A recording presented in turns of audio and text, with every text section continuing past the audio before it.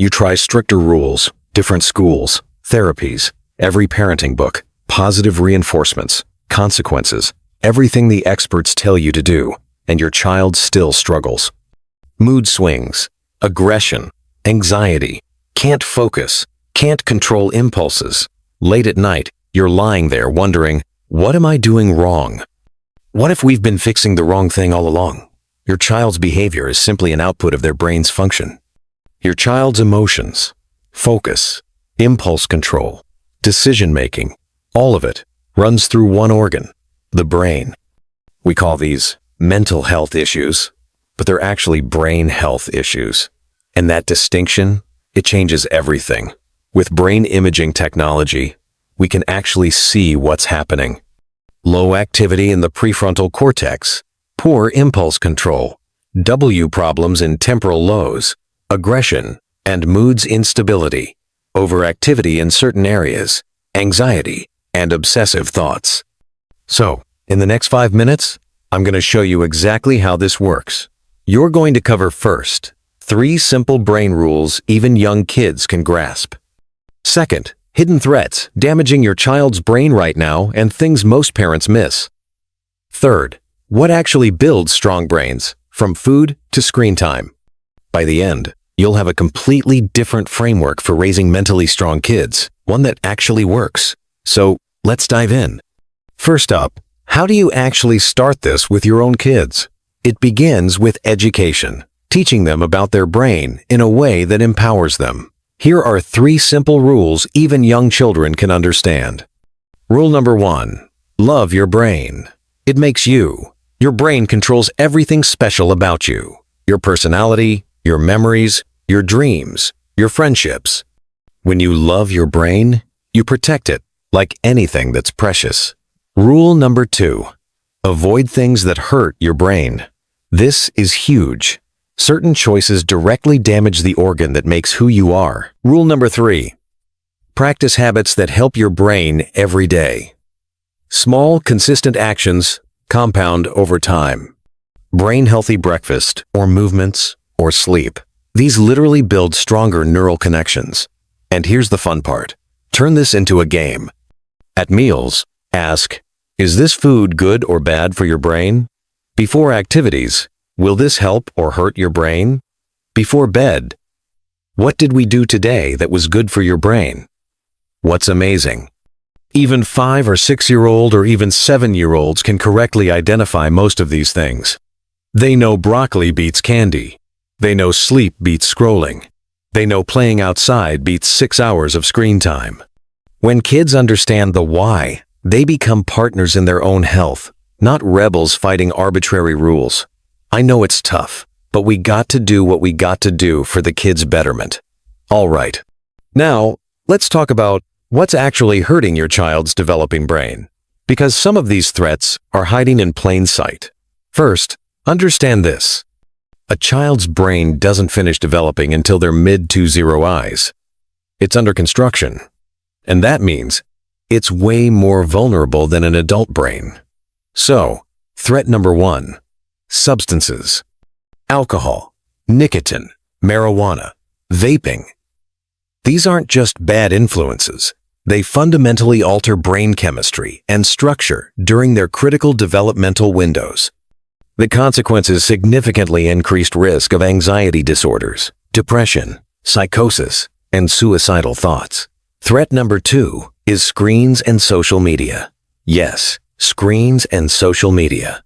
This is pretty controversial, but the data is undeniable. Social media platforms and many video games are engineered exactly like casinos. Constant dopamine spikes, variable reward schedules, infinite scroll. It's not an accident that kids can't put their phone down. It's deliberate design. The impact kids using social media more than 3 hours a day have approximately double the risk of anxiety and depression. The brain you expose is the brain you build. I've covered more in the above video for you to see. Enough about what hurts. Let's talk about what actually builds a strong, resilient, healthy brain. This is where you get your power back. So, strategy number 1 is nutrition. Your child's brain is 60% fat and requires constant fuel. What you feed them matters enormously.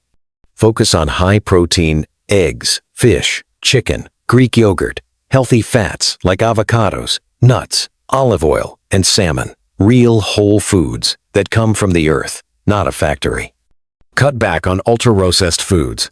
Excessive sugar and artificial additives should be avoided.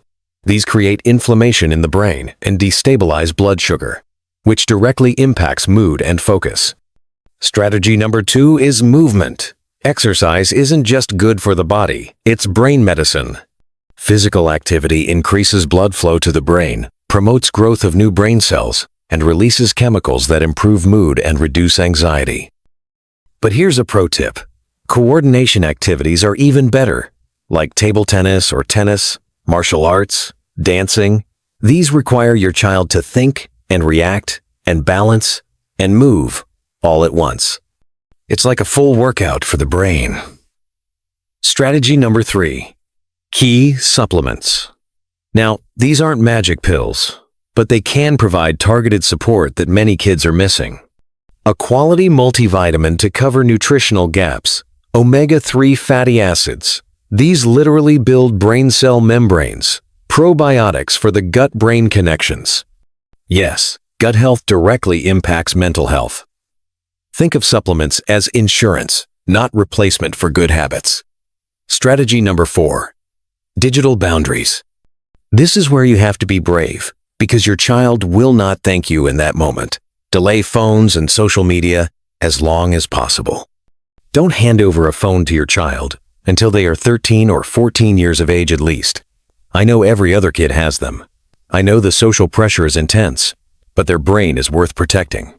When you do give access, supervise. Know what they're doing online. Use parental controls without apology. And remember, boredom is not dangerous.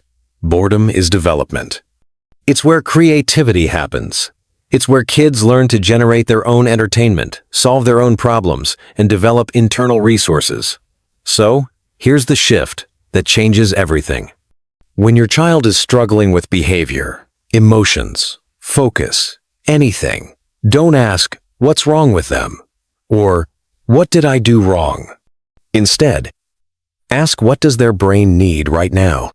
Better fuel, more sleep, less screen time, treatment for inflammation, connection instead of punishment. This isn't about being permissive. It's about being strategic and effective. Strong kids aren't raised by stricter parenting. They are raised by healthier brains.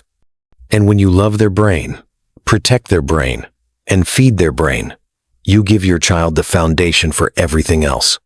Better behavior, better mood, better focus, better decisions, better life. That's brain-first parenting, the #1 foundation to raising mentally strong kids. If this clicked you, hit that subscribe button. We are going deep on brain health for kids in upcoming videos. And drop a comment. What's your biggest challenge with your child right now? And let's talk about it in the next